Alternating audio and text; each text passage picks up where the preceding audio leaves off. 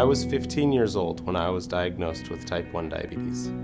I just remember the car ride from my doctor's office to the hospital, and my mom, she was crying and I started crying. When you see your youngest child unable to lift her head up because she's so sick, it kills you. I wish I could have taken her spot. It didn't seem fair. I know for me as a parent, the scariest thought is what will happen to him as he's older. The long-term effect of having his blood sugars outside of their normal range can be devastating to his body. There's complications that can develop later in life with circulation.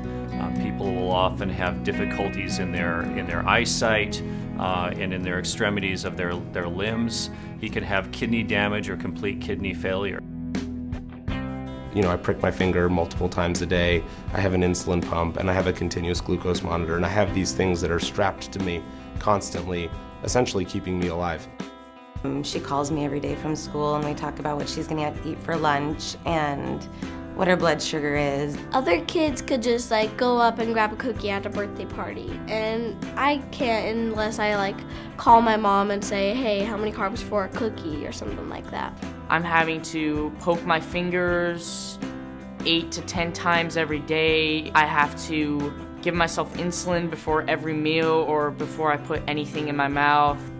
She has 2 sisters, and they always are interested in what her numbers are, and it's cute when like one will be at the other end of the house and what was she? What was her number? And everybody wants to know. There are certainly moments, I would say almost every day, when it can be frustrating and tiring, but I haven't let it stop me from much.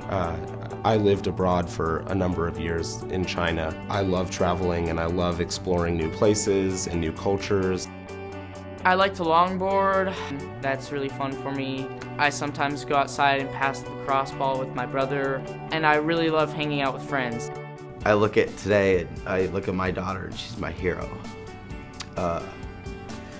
What she goes through on a daily basis and how she carries herself and how she fights. I coach her soccer team, and to see her out there on the field with those other kids and knowing that they don't have to go through what she has to go through just to play, she's amazing.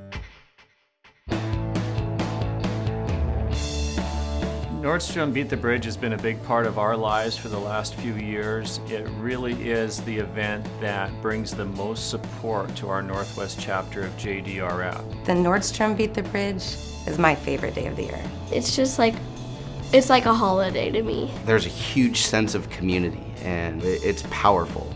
It makes me feel like I'm not alone, that I have a lot of support and a lot of people I can rely on. The money and the time and the energy that goes into these events, it doesn't just disappear into the ethos. It really is going into something that makes a difference for those who are living with this disease.